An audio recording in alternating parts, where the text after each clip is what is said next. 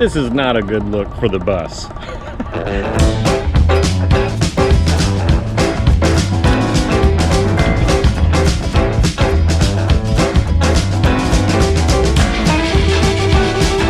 All the stuff is still hanging up inside. I'm gonna take it all down and put everything in the bus to continue curing and continue the work on the engine. This is hot in here. I'm gonna load these pieces into the bus in the reverse order that I expect to bolt them onto the engine. See, I'm a thinker. Looking forward to getting all this stuff bolted on and trying to fire the engine. Once we've done that successfully, we'll tune the engine. We'll do some basic diagnostics. So I want to see what kind of vacuum it makes at idle. Also going to check fuel pressure, make sure that's right. That's a big part of smooth running. Of course, the timing, we always do the timing. I've observed a lot about the engine that tells me it's not the most healthy, but these things, boy, these VW engines will surprise you. They're troopers. They'll keep going even if they're not in the best condition. So we'll see where we fall on that spectrum. Really looking forward to finding that out. That'll help us plan. See how much time we're gonna have for that guy. Oh, I can't wait. The next step on the engine is to flip it over and install the push rod tubes so I can put the rocker arms in and set the valves and start doing engine-y things. But for reasons that I cannot explain, I'm more interested in messing around with this generator. I've been playing with it and having a great time learning a little bit more about the different parts involved. Well, now I think I have everything refurbished. I have some new bearings for it. So that's really what got me into this, was doing the bearings. And now, as you can see, it is totally torn apart. I think I've got everything figured out here. Everything has been cleaned up. So let's try it. Let's see if we can assemble this thing. Let's start by putting the rotor together, and then inevitably that's going to involve the end caps and the bearings and all that. The first step is this little spacer here. It's got a beveled edge on it. That's this side here. And I think that fits kind of nice down into whatever this thing is. So let's get this put on the rotor. I'm gonna put the spacer in with the beveled edge towards the outside. And then put this little thing in here. I bent this up a little bit taking it apart, but I was able to straighten it pretty simply with a socket. This spacer is the last thing, and I think it'll fit right through here. So I'm not going to worry about that spacer right now. I want to put this in there. This little indentation, the sunken spot in the middle there, that faces out, but it's got to be inside. So I'm going to go like that. Now this, it's some kind of a spring washer, and it fits up against this. This goes in. I don't want to mess up the seal, and I don't want to pound this bearing in from here because that would stress the bearing itself. I want to focus on the race.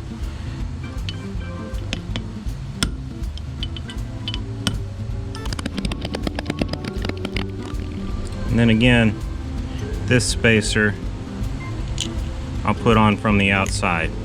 All of that seems pretty happy. That's pretty loose in there. So maybe that's what that spring washer does. Cool. Let's do this side. We'll get this end cap ready, and then we'll just put everything into the housing. So this little guy, he's facing this way. Goes down in the bottom there. This spacer, like the other one, comes from the outside. So we'll worry about him a little later. Go ahead and put our bearing in here. That one goes nice and easy. And then this just has a retainer. Proud of myself for not losing these screws. That seems right. Everything will slide on like this. Or at least that's the plan.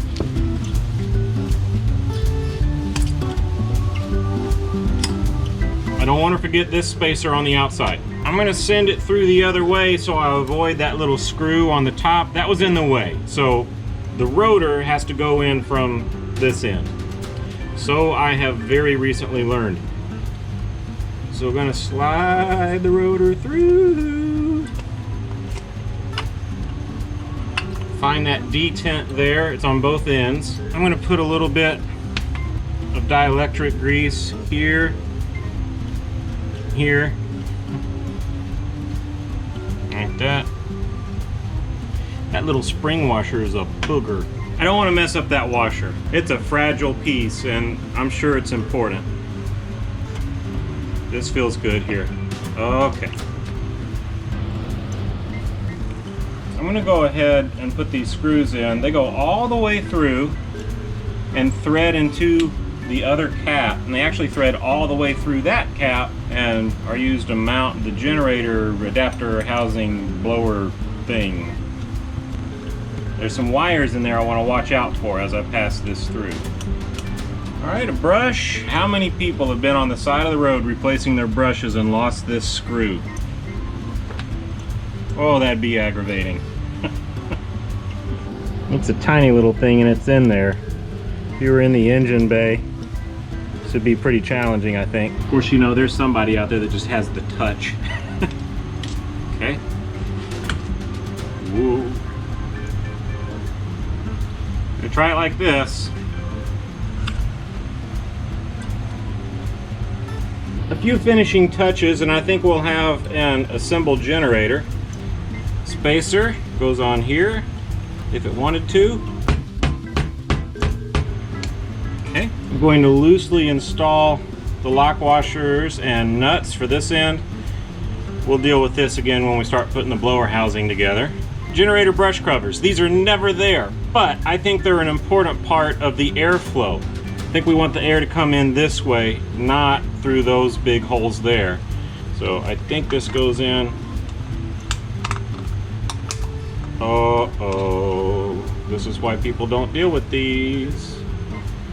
Great. I broke mine already. Okay, we'll see how long that lasts. Awesome. There's a different side on here. So the long side, this is the short side, there's the long side. That has to go around the mounting screw. Okay. Yeah, I hear the brushes doing their thing. That's what I can feel. That's all that I hear. I don't feel grittiness.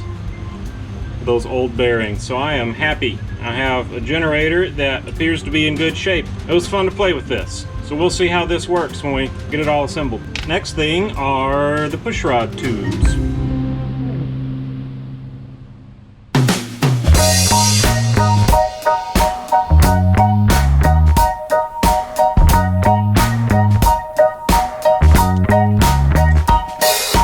Today has finally come that I get to do these things onto that thing and then do other things, and that's a cool thing.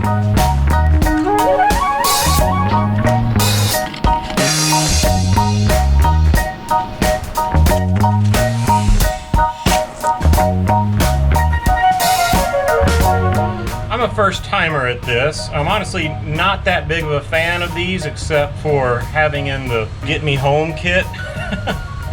I think the stock ones are pretty slick design. I'm gonna try this one here because I don't want to open up the long block at all. There's these two O-rings on this particular version that goes in those little grooves there. I'm gonna want to lube all of this up before I do the installation, because the way this works is with a spring inside the other half here, the pushrod tube is able to expand. It holds tension against the head to hopefully prevent any leaks, but it's able to expand and contract as the engine heats up and cools down. Of course, we won't be doing it that much, but I think you get the idea. But it doesn't. So we can get the O-rings on there. That wasn't too bad. Cool. Just using the motor oil that I'll be using in the engine itself. So using the fluid that it would be sealing against. I've thought about which direction to put these in, and I've seen both ideas. See, this is the larger tube, this is the smaller tube. So which of these two tubes, oh, nice and easy, go toward the engine and which goes towards the head? I've decided that the small end goes towards the head because the oil drains back from the head in the pushrod tube. It goes to the head in the pushrod itself. It's pressurized at that point and lubricates the rockers and everything. Finds its way out of the system there, and then finally drains back to the sump, to the crankcase, through the pushrod tubes going this direction. So I would rather it go downhill, if you see what I mean there, because if it was the other way, if oil was going that way, if I reversed these and installed it this way, then oil would be running up against the seal here. I'd rather it skip that, kind of jump over it, right? So I'm gonna put the small end towards the head, which may or may not be what everybody agrees with. But we'll all see together. These springs are pretty stout.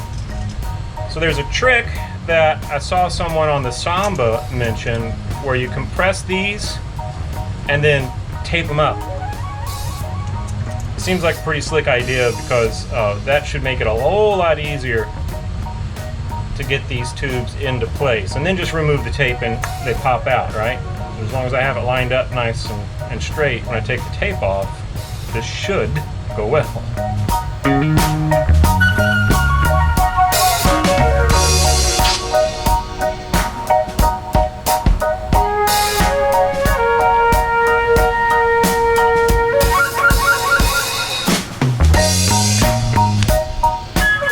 Alright, easy peasy. As long as they all go like that, I think I'll be fine. Let's try another.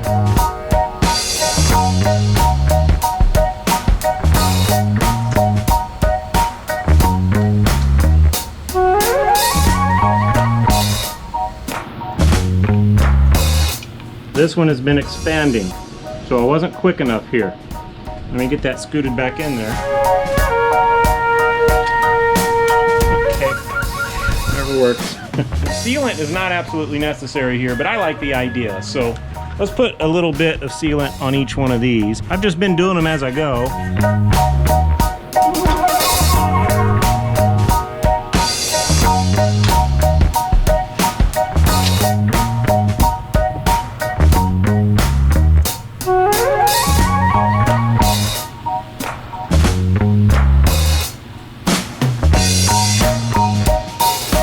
Okay, nice and easy. We got one.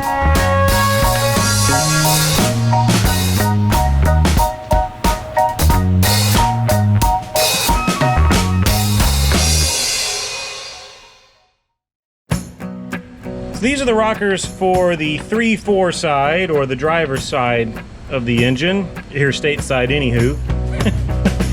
Just gonna clean them up. We'll replace those adjusters, then get the top end reassembled.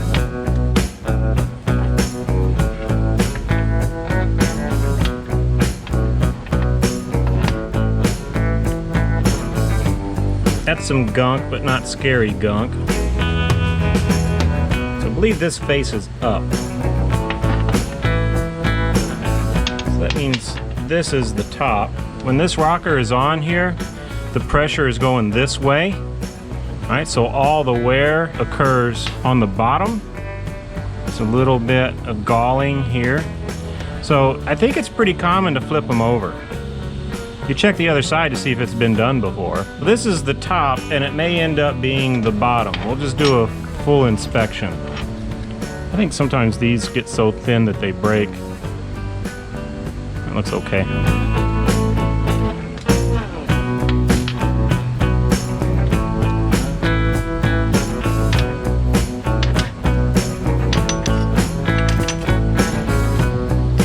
This is worth taking a look at. See down in there? In this oil passage, right here, there's some RTV that got stuck up against the rocker shaft. This RTV that was excess on the case parting line made it all the way through the lifter, through the push rod, through this hole, through that oil passage, and came to a stop on the rocker shaft. That's scary. That's why you go sparingly on sealant, especially on the case parting line. Something like that could block the oil passage. Not seeing it on any of these others. Okay, let's get all these things cleaned up, and then we'll just slide it back together.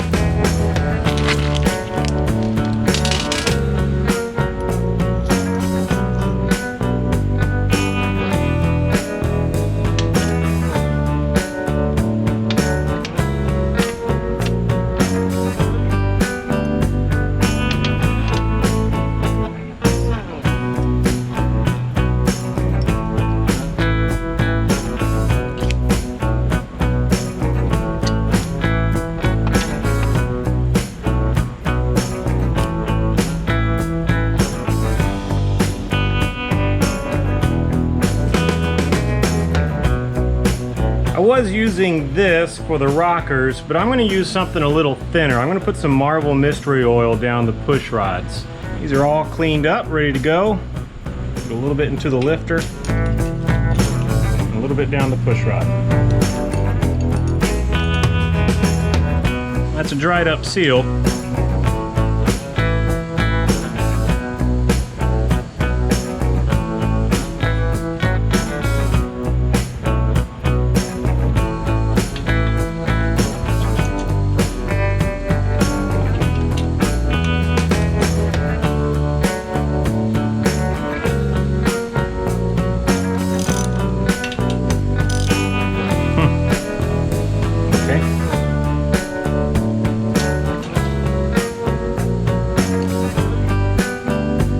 That's a really shallow cup right there.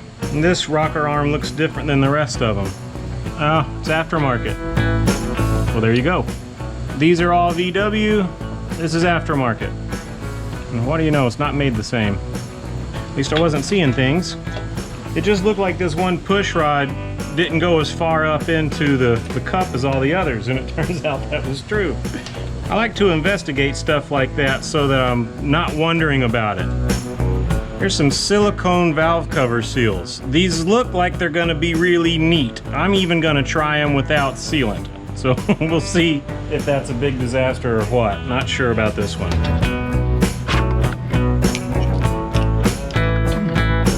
These are just beat. I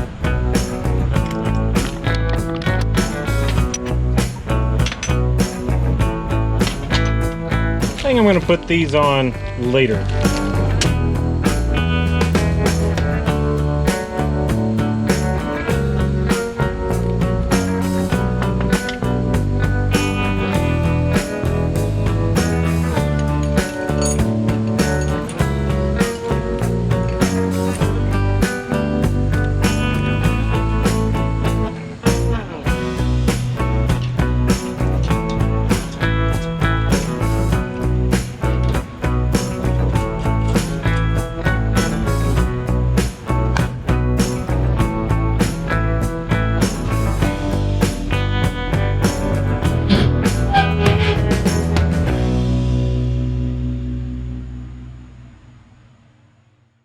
The next couple of things that I want to do is going to involve rotating the engine. I made a little bit of a boo-boo a while back. I had the engine upside down and started rotating it. This drive shaft got pushed up a little bit by the drive gear on this crankshaft here. I think it probably skipped a tooth and now is out of time.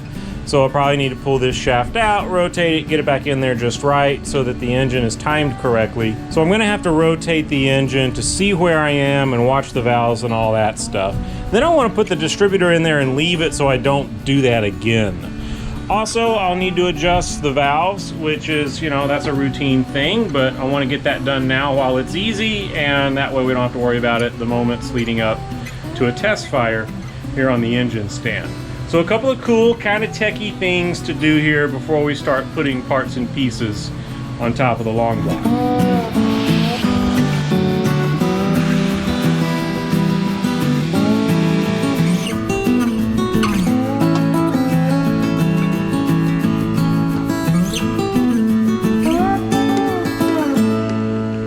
As I rotate clockwise from top dead center, you see the intake valve is opening. There's bottom dead center. So now the intake valve has been closing. So now number one is on the compression stroke. I get up to top dead center. Now both of those valves are closed. This is the firing position. So this is where I want the rotor on the distributor to be pretty much at number one. So we are at top dead center, firing position for number one. And we look down in here and see that, uh-oh, that is not lined up correctly.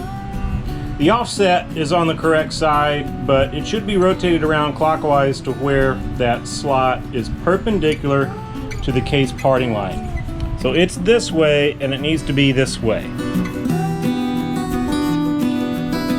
So I guess that means one tooth. We look down here where the teeth are in the distributor drive gear. I think we're off by one.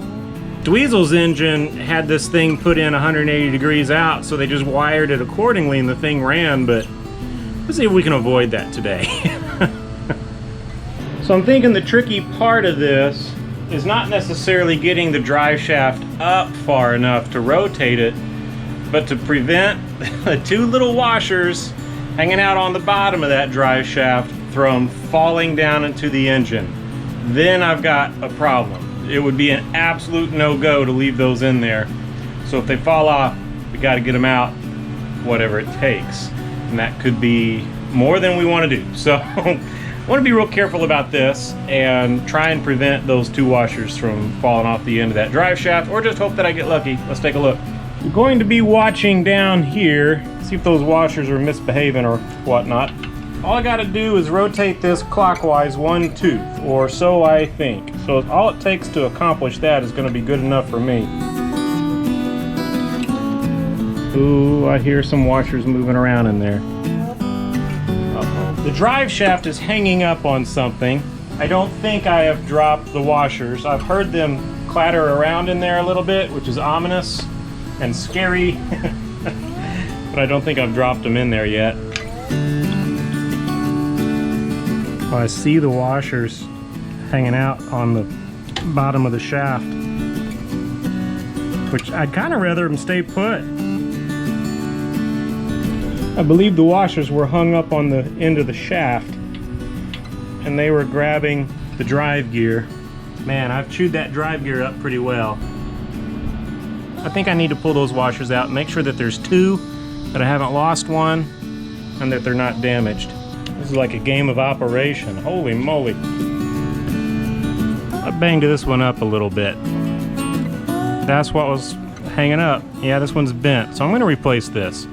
I may just replace both of them just to be safe. I wonder if I can get that brass out. There's a lot of it right there. So that's cool. Alright, so I'm going to wipe this grease off and then try it again. See one little piece on the end here.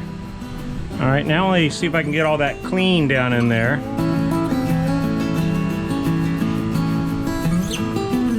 Okay, let's put this thing back together. I have a couple of washers that are straight and flat and smooth. So, a little bit of a trick here. I don't want them to move around once they're down there. And I don't want them to stick to the bottom of the drive shaft. So I'm going to put some wheel bearing grease on both sides of the bottom one. Stick that to the top one. And try to get it to go down there just like that. And do a little cleanup here. Now we got to get these down in that hole without losing track of them. See what we're doing here?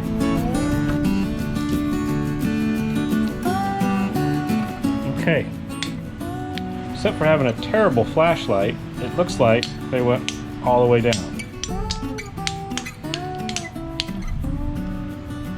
I have some washers down in the hole, so we're good. So there's my offset. I want that to be perpendicular to the parting line. But we've got kind of an angle dilly-doo on these gears, so I'm going to back it up some. Okay, it looks like everything is lined up down there. Oh no, I went too far. Let's try that again then.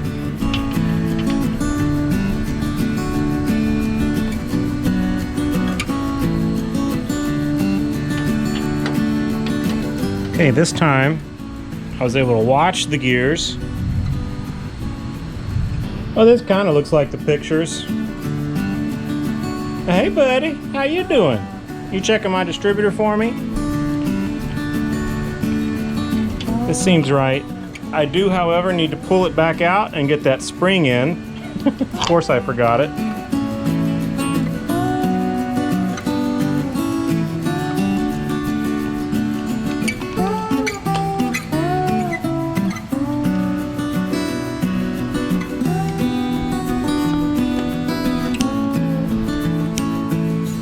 We're right where we want to be for number one.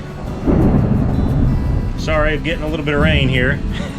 The spec, depending on who you ask, is 6/1000ths for everything, or 6/1000ths for the exhausts and 4/1000ths for the intakes. I think I'll go 6. I think I'd rather be loose than tight. What I really don't want is for the valve to always be open. The obvious reason is compression, but the not so obvious reason is cooling, particularly on the exhaust valve. That's the only time this valve really has a chance to cool, other than through the guide itself, is when the valve head is fully seated in the valve seat. That's when it can dissipate a little bit of that energy it's accumulated during the combustion stroke.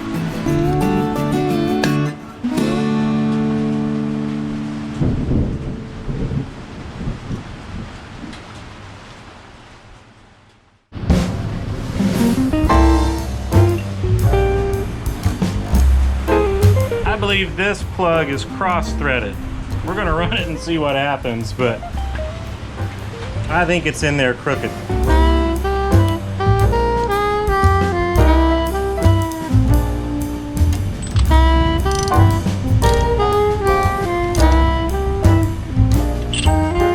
Well, it survived that, so that's good. One of these days that will strip.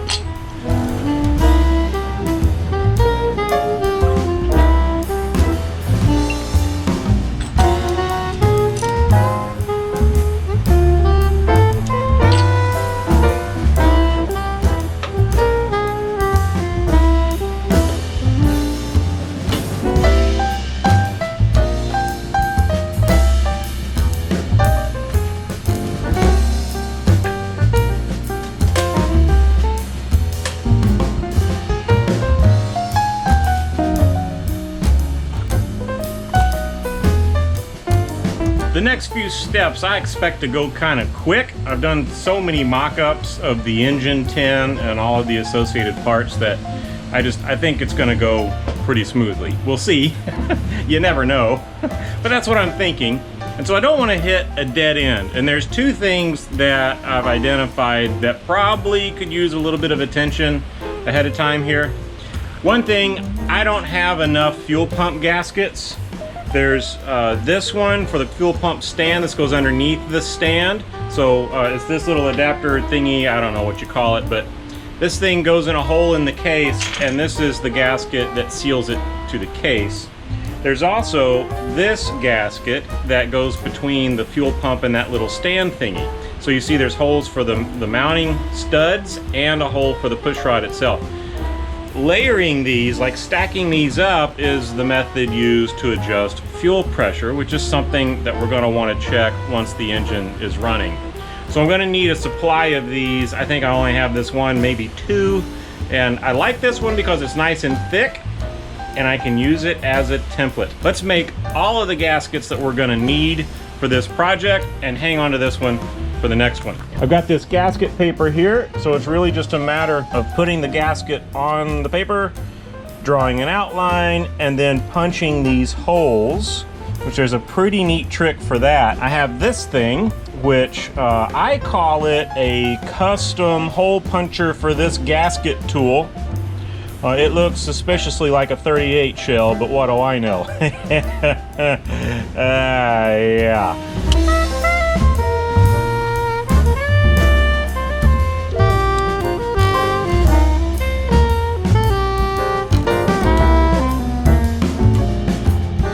Looking at how this gasket fits on the stand here, I think I could keep this. So this doesn't have to be so thin. So I might make that a little wider. That would be this part here. And I think I'll do something like that. Can always trim it as needed, right?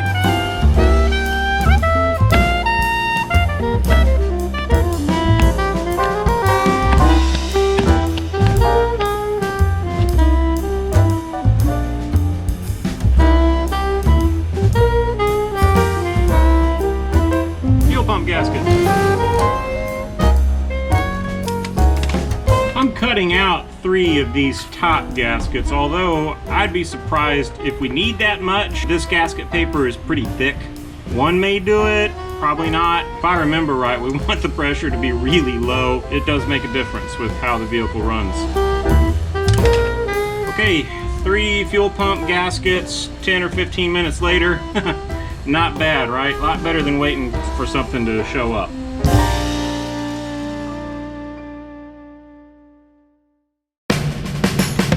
Next, before really starting to put some stuff back on the long block, I want to get this process started. These aren't terrible. They're weird, and so they've got kind of a bad name, but they're not all that complex. Just follow a few odd instructions and we're good to go.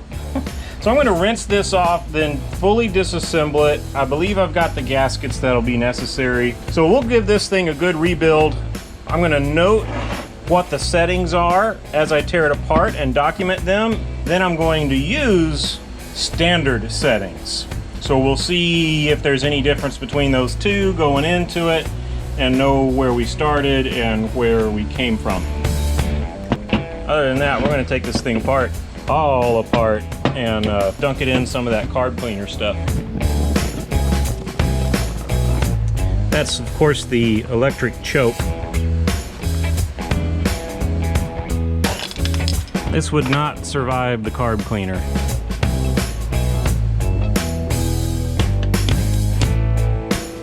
It looks nice and clean. This is a repop, which I don't believe have an excellent reputation. There's other options in this part stash, but I'm just gonna go ahead and start here for nothing else than the learning experience. And it is pretty new. Supposedly out of the box we can expect trouble, but still. Let's just mess with this one, see what we can do with it.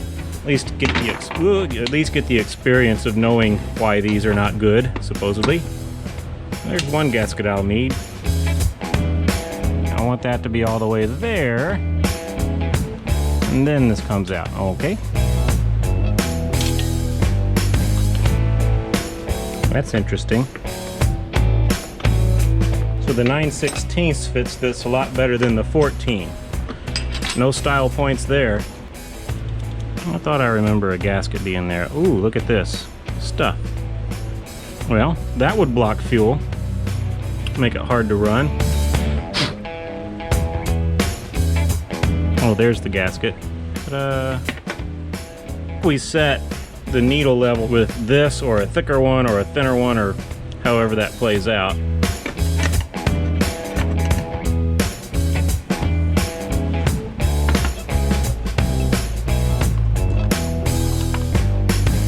Not a bad idea to shake these to see if any fuel has made its way in, telling you that there's a hole.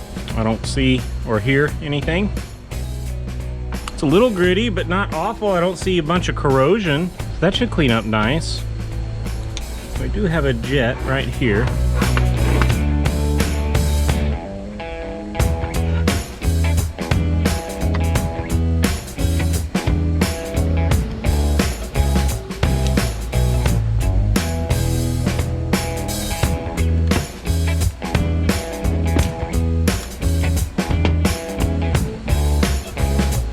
This one actually looks clogged. Old twisty ties are good for this. Pretty skinny wire in those things. That's better.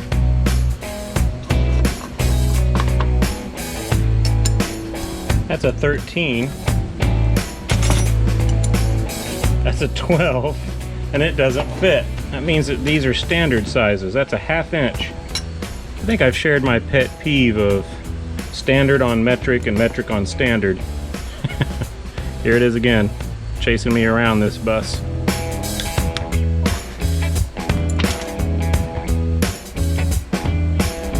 All right, these two. One of them sets the idle speed. Not this one, but I think this one. But I want to see how many turns out they are. Ooh, this is tough to turn. Oh, it's 1/2 a turn. It's a whole 1.5, 2, 2.5, 3. So that was 3 and a little more, 3 and 1/8. Now I can go ahead and pull this out. When I put it back together, I'm going to compare this setting to what the generic instructions say for a carb rebuild. The Robin Dave's air-cooled VW pages is pretty good. They've got a great write-up on this. So that was my one chance to see what this one was set at. This O-ring may need to be replaced. It felt a little gummy. Same thing for the big one here. Whoa, it doesn't want to turn at all. Take my never-ending can of Coil there. Had that a long time. Okay, this is better. I'm just going to go without the setting on this one. This just doesn't feel right, so I don't want to damage anything. That was weird. Guess there might be an O-ring on this one too that's totally gummed up. Feels rough. You can see the Coil kind of turning black. Wow, that was weird. So this O-ring is just totally melted. Definitely want to clean out that hole. What do you think, standard or metric?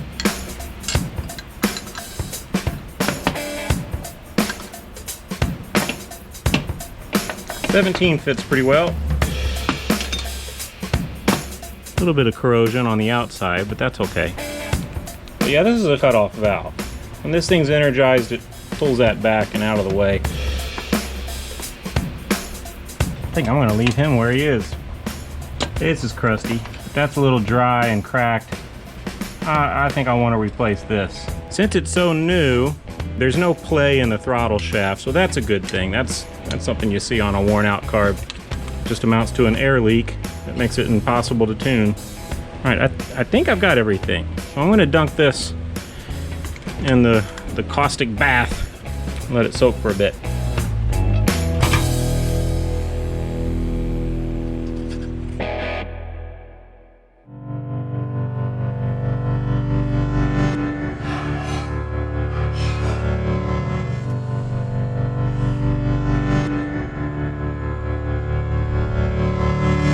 Carb is soaking.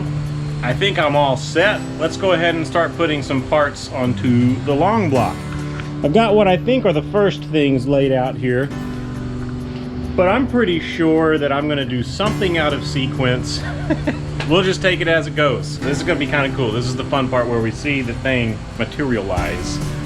Love this part. So let's get started. I've been putting anti-seize on all of these just because I know how much of a headache it is to undo these long time down the road. So just a little dab of anti-seize on each one.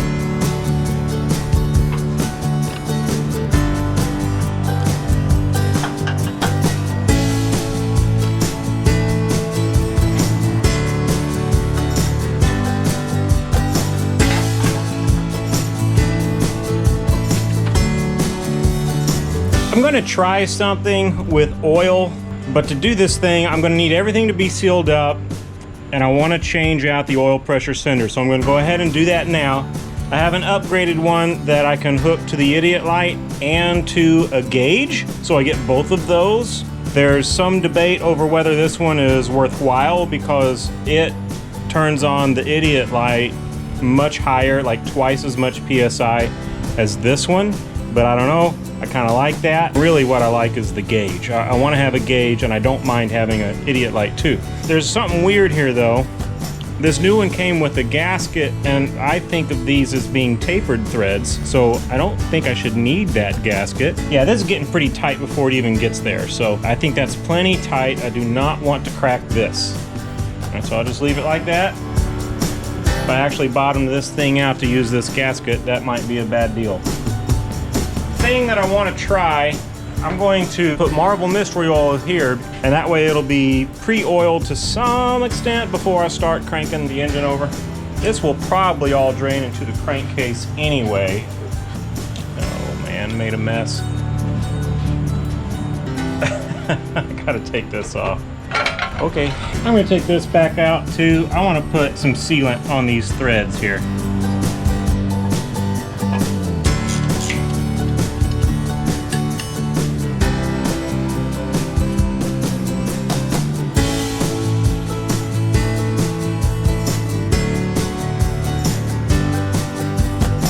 I'm only going to seal the bottom of this gasket, expecting that I'll be adding one. I don't want them to tear up when I do that, so I'm just going to seal the bottom of this one, and one way or the other I'll end up taking the fuel pump off and putting some more sealant on at least this gasket, and probably an additional one for fuel pressure reasons.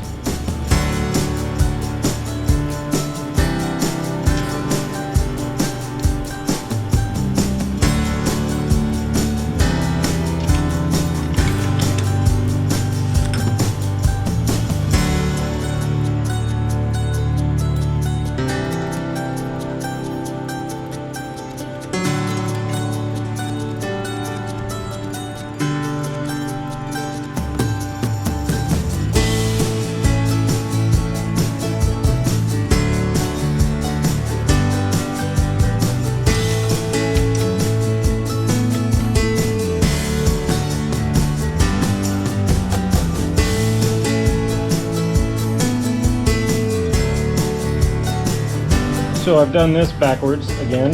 Will it snake in there? It will.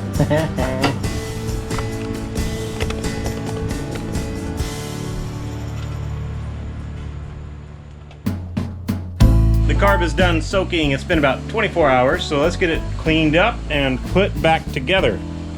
There's a film on the outside of it. Now I have rinsed it off, but there's a bit of a film. I guess it's easiest to notice over here. I mean, it's eating some of the plating off. That's, you know, how awful that stuff is. But I bet some of this film is the leftover gasket, which is nothing but goo now. So I want to get all of that cleaned off. I think I'll use the parts washer to do it after I remove little bits of gasket material here.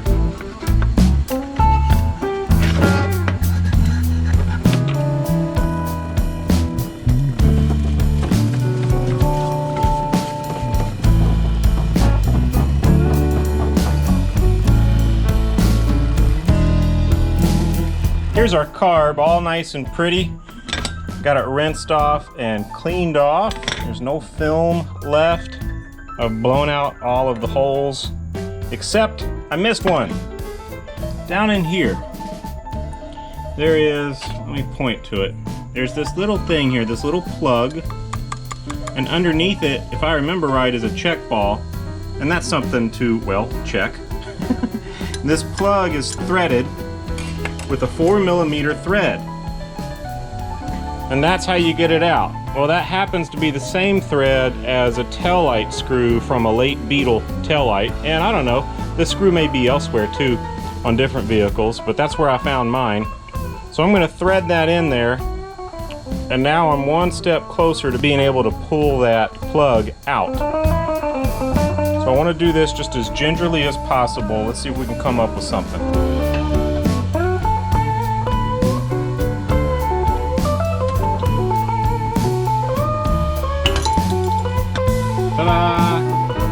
There's our little plug. You know, I should really carefully look for that check ball before I lose it.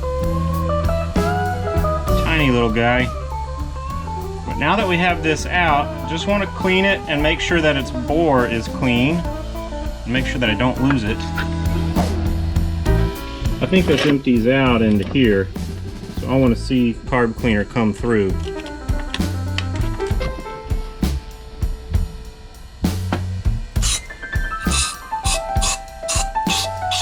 I think we're in good shape. All right, now let's put this thing back together. What are the chances? Remember that game that was a wooden box with the marble in it? I lost.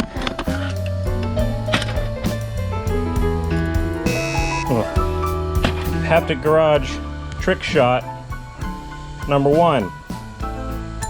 Ooh. Haptic Garage trick shot, take 1. Haptic Garage trick shot. Haptic Garage trick shot. Take 1.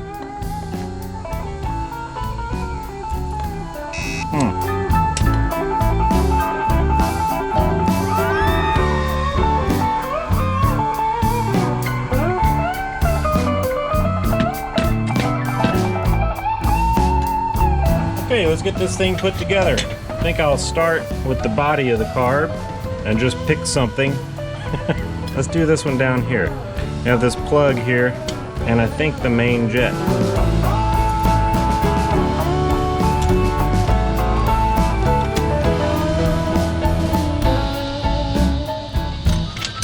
This is that 1/2-inch hex head of all things. Now, while we're sitting here, let's do these. The bypass screw, this is what we'll use to set the idle speed once things are running. Have a new O-ring on it. That's gonna go in. And I think I'm just gonna back it out a couple turns. You know, that feels like it's a little bit hard on that O-ring.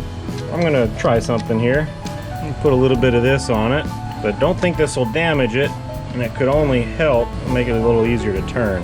It's that Sil Glide stuff I was using on the brakes. Much better. All right, I just want to bottom this out. There we are. Okay, I'm going to come back 2 turns. 1/2 turn, 1 turn, 1 1/2, 2. That'll be our starting point. the volume screw. We'll use the volume screw to adjust the volume just in case the car is too noisy. I think I'm going to come out 2.5 turns. Now this one I really want to be careful with when I bottom it out. Okay, that's it. So there's half, 1, 1.5, 2, 2.5. And we're not supposed to stray too far from there. Maybe half a turn one way or the other. We'll see what actually happens, but that's what we're told.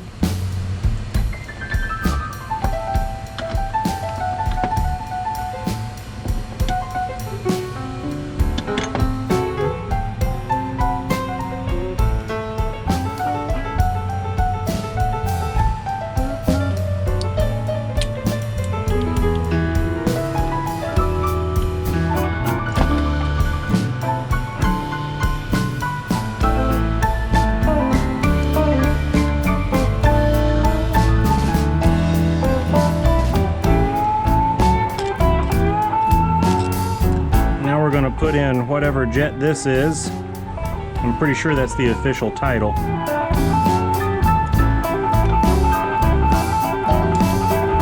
And the whatever jet this is plug.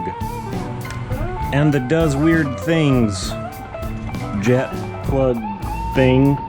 On the grenade engine that's in Dweezil, I had to loosen this a little bit to get it to run. Supposedly when someone's on this step and they tighten it down too much, it damages the seat and the body of the carburetor and causes all those weird problems with idling.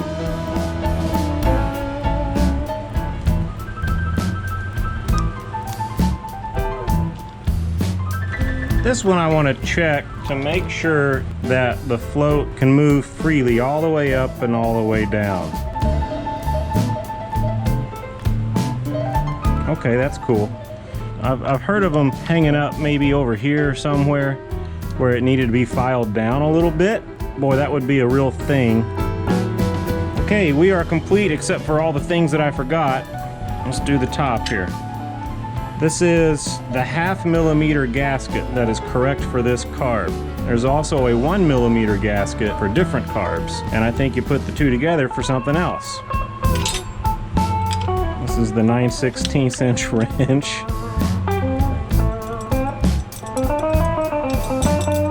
Now this doodad.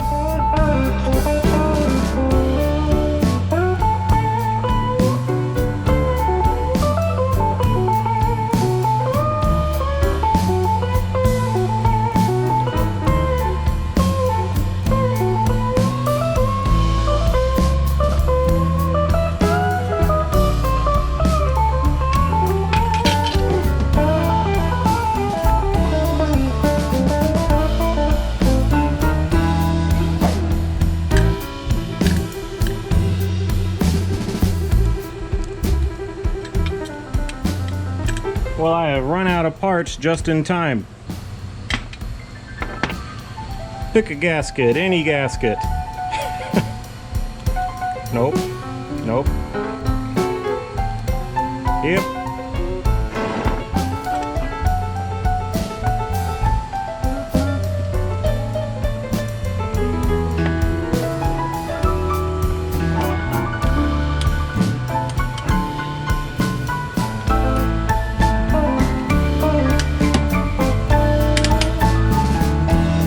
Okay, this is the one that causes trouble. Everybody thinks, as I once did, that this is where you adjust the idle speed, which I have learned it is not at all. I think there's a few ways to do this, all of them aimed at getting that butterfly open just the right amount. They're really tiny, but there's some circuits down there, just some little holes that all do something specific, and they're right next to each other. So this is a real sensitive part of this carb.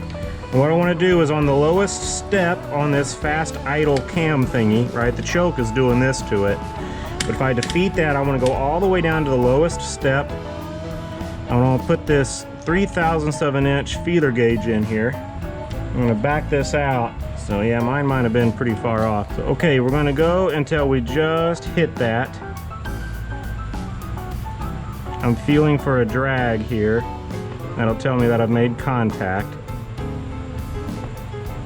And I think I have it. And then it's supposed to go in a half a turn, so there's a half a turn. And that means this is supposed to be open just a little bit. I believe this carb is as far as we can get it before installation. This will be the base gasket, and that'll be a cool time when we do this. Have our mounting nuts here. I'm just going to leave it all right over here with the old parts. So it'll be waiting for when we are ready. Let's keep the dirt out of it. Almost like we know what we're doing or something. I have a little anti-seize on here.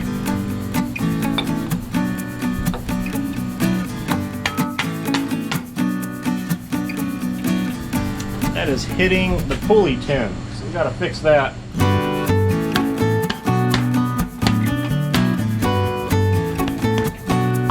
About an 1/8 inch of clearance. I hope that's enough. Got the flywheel lock in. We're going to go 32 foot-pounds.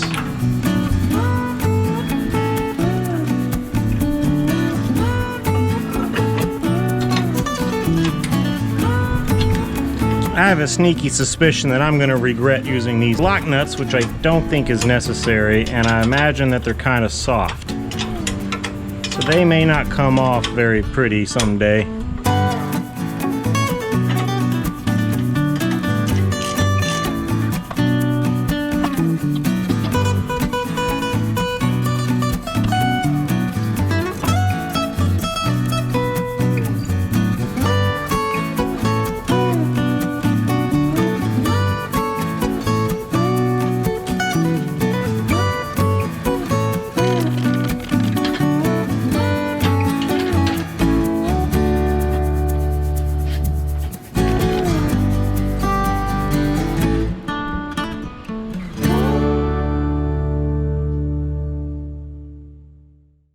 Let's get this Hoover bit in place. This thing is really a bracket that holds the blower housing in the back.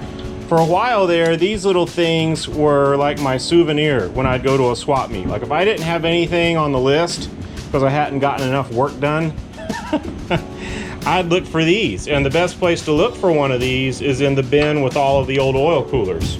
You're not really interested in these because who knows what swarf and metal and stuff is inside them, but sometimes they'll still be bolted to the adapter and the Hoover bit will still be on it. So if you're looking for a Hoover bit, that's probably the best way to find one.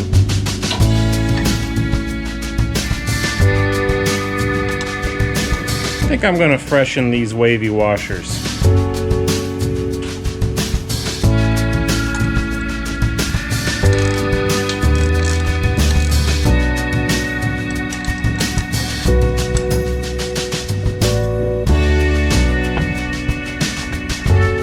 Little Woodruff key goes in the end of the shaft. There's one on each end. There's one for the pulley end as well.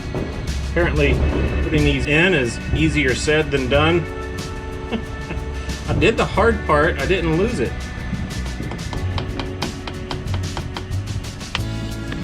I like to nose these down just a little bit. As long as they can rock in there, I like to nose them down just a little bit so that whatever's going over it has a, whoops, in theory, has a good start. And once we get started, we can flatten things out.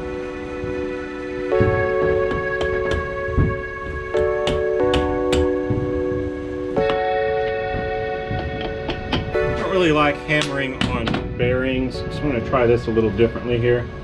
This way I'm only putting this stress on the shaft, not hammering across those bearings that are supposed to spin this way. Don't want to hammer on bearings at all. Yeah, I'm pretty sure that's why I needed a puller to get that off.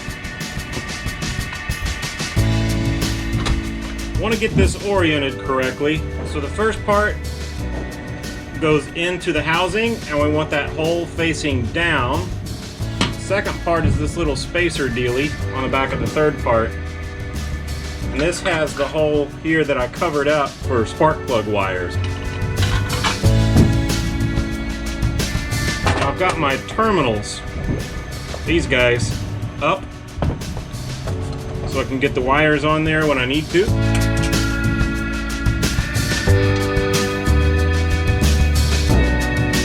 And the fan. Oops, almost forgot something.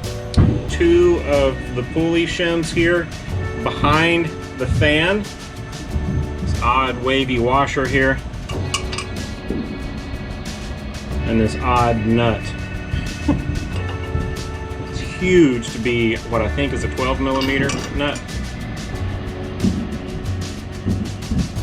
I'm going to tighten this a little bit, but it's supposed to be 40 to 47 foot-pounds of torque. And I think I would rather achieve that with it mounted on the engine, and I'll do the little screwdriver trick behind the pulley deal and actually have some leverage, be a little bit more firm. Okay, one more time. I want this opening facing down to that area here that we had to cut out.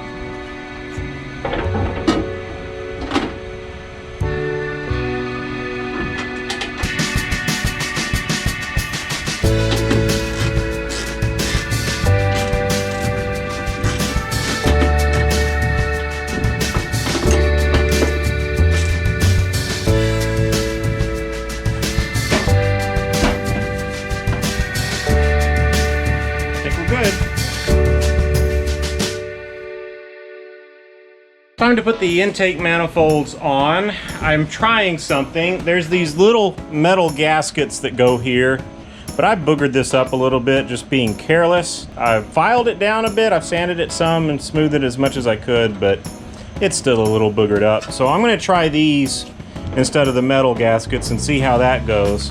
I'll just have to be wary of intake leaks or air leaks. This would be a bad place to have one. I'll keep that in mind as we go and troubleshoot issues that may or may not arise in the future. Maybe I'll have to retorque these at some point or something, I don't know. Let's get these on, and then we'll get the intake manifolds on, and then we can mess with a little bit more cooling tin down here. Uh-oh, I may have goofed. Looks like these are gonna be too big. I'm gonna have to take this off. Awesome.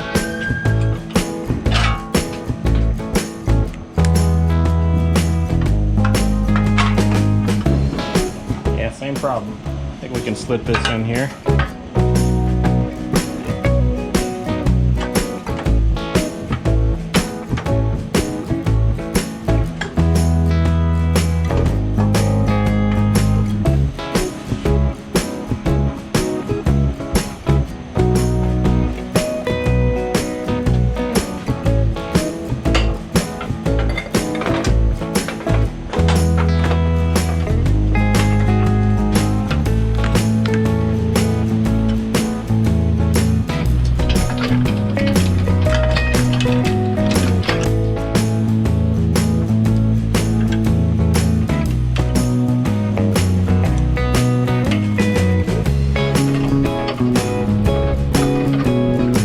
Next step is to put the cooling tin across here. That involves this area.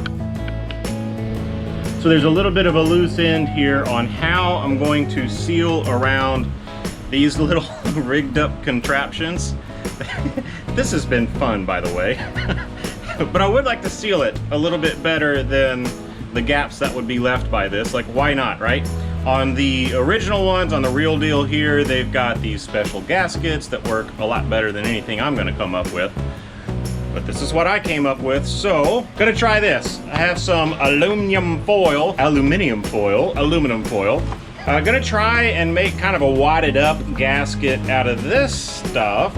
Wrap it around the pipe here and cram all of that inside the bits that go around it.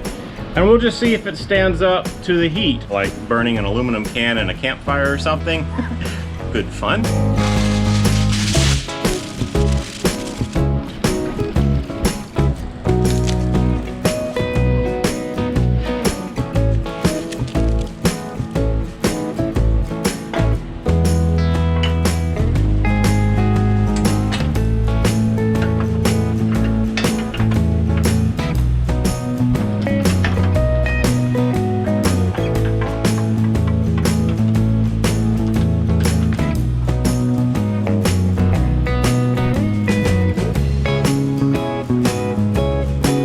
plug this off. I don't want this to be a vacuum leak. That would be one heck of a vacuum leak. So we're gonna plug that. I like vinyl caps for that kind of thing because they don't seem to dry out as quick as the rubber ones. I have a vinyl cap here on this front port. But anyway, that's a vinyl cap and that's too big. So I'm gonna make one. I had a paint party the other day and included a little bit of a 1/2 inch dowel, just cut this off and wire brushed it down. And so this is gonna be the plug in this hose that will fit over that manifold vacuum port. So I think I'll cut this to about right here.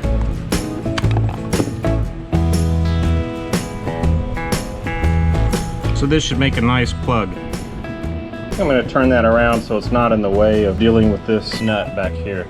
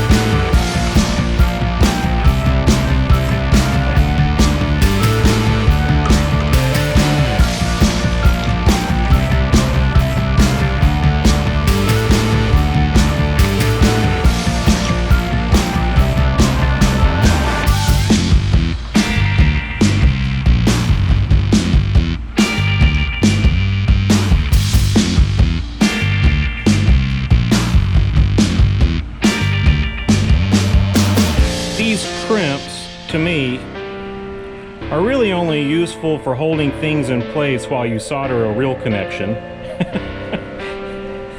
And the insulators that some of these come with are worse than useless. They're in the way. So this is the way I like to do the automotive stuff. This particular connector has a little bit of strain relief here, so I'm going to take advantage of that after the heat of soldering is done. I'm going to leave those open for now and just get the electrical connections all set.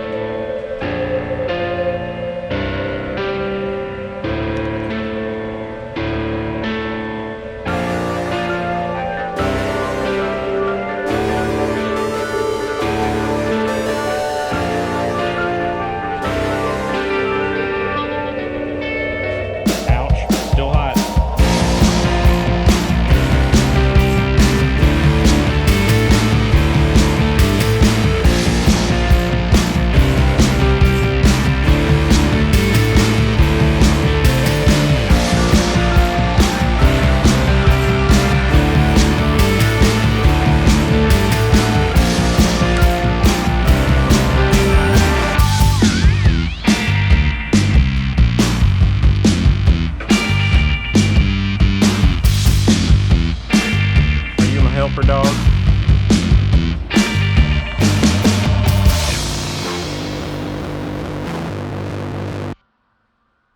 We are getting really close to a test fire. So there's a couple of things that we need to put together before we can do that. One is electrical concerns. Need to wire up some method of starting this thing. Well, I've got this, and I think it'll work. So I'm gonna adapt it to what I have here. We'll make some wires to go from these to the spots on the engine that need it. This is the starter out of the bus, so we're good there.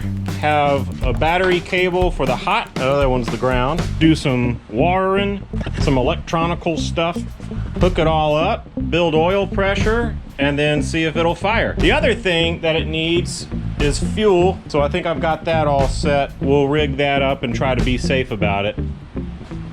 So we're in the final steps here before we get a chance to start this thing and see if it will run. And if so, how well. Maybe do a few diagnostics. I want to set the timing and check the vacuum and fuel pressure, and then we'll go from there. I'm going to locate a few things back here. One, I want to connect the ground here. So let I'll make sure I got a good ground. That's half the circuit, you know. And I'm gonna clamp that control panel here. I want it to be grounded too. The backlights for these two gauges serve as the gen light and the idiot light for oil pressure. I never can remember which is which.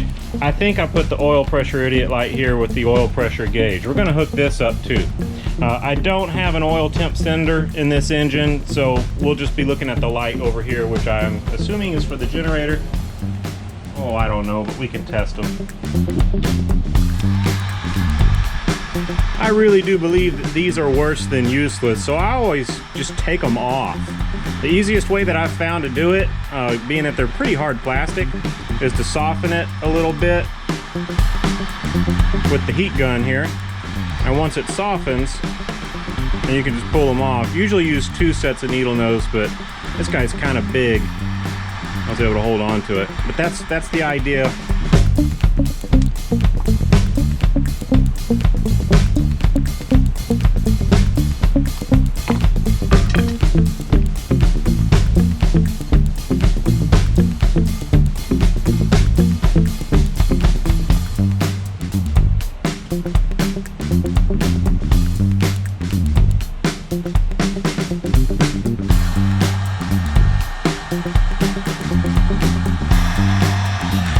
That'll make a nice wire. Let's do the next one.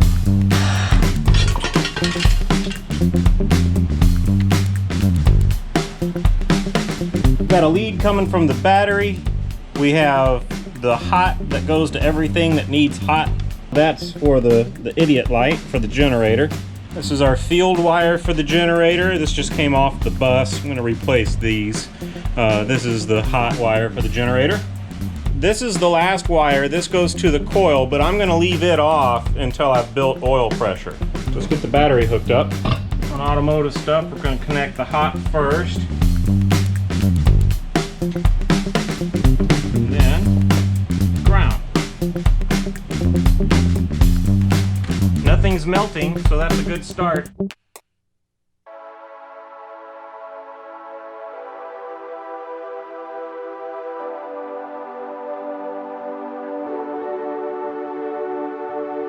All right, let's check oil pressure.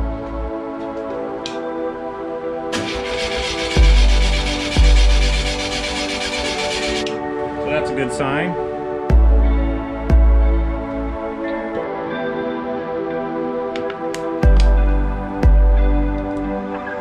Okay, let's see if she'll fire. I think that's a yes. You get fuel here.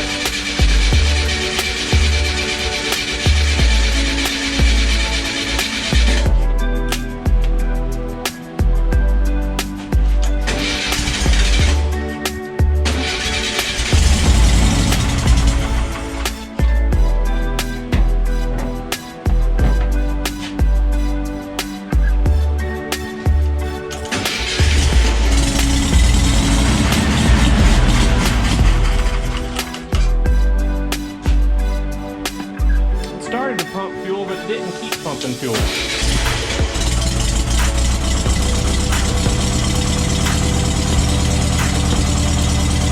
That's better.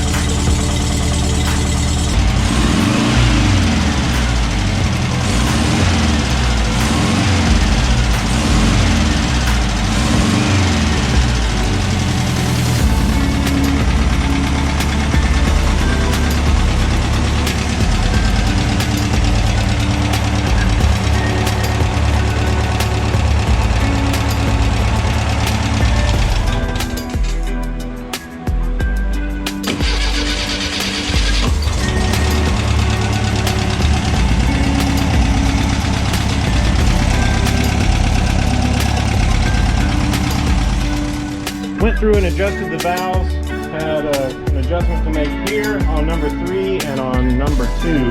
This one's a pretty big adjustment here, to say the least. Let's see if it sounds any better.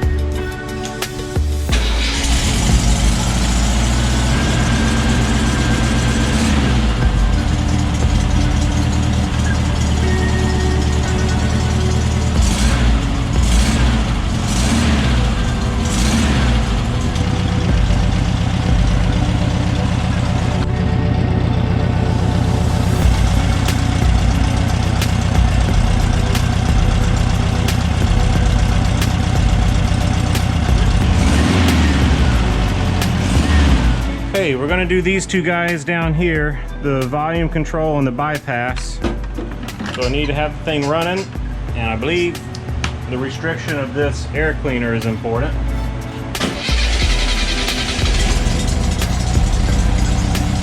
I'm watching the RPMs on my timing light. I want to get down to 850.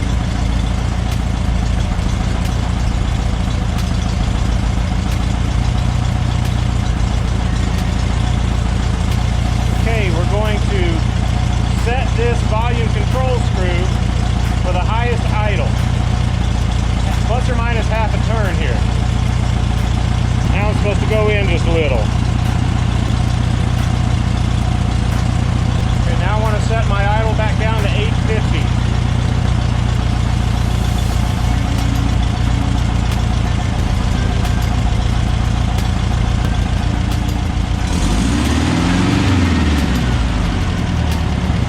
Sounds nice and smooth.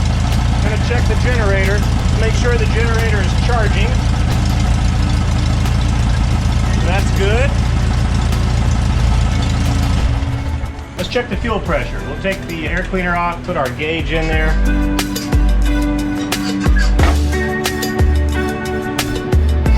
Okay, we're looking for 2 or 3 PSI.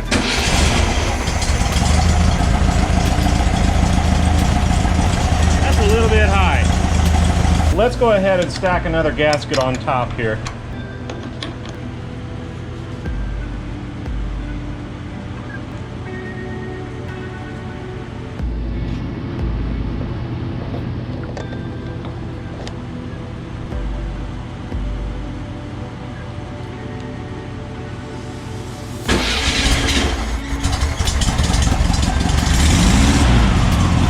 That looks better. Cool. We're just at or under 3, so I am all right with that.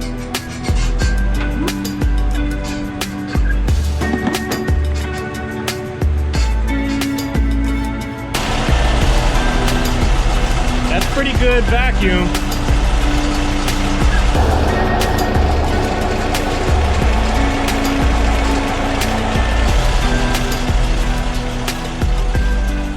We did it. We now have everything we need to assemble a running and driving VW bus. The next big milestone is a test drive just a few steps away. We may even pull an all-nighter to get it done. Haptic Garage welcomes our new subscribers and invites everyone to share a link to your favorite video. We have some cool ideas for the near future, so keep an eye out for developments, and until then, thanks for watching and we'll see you in the next video.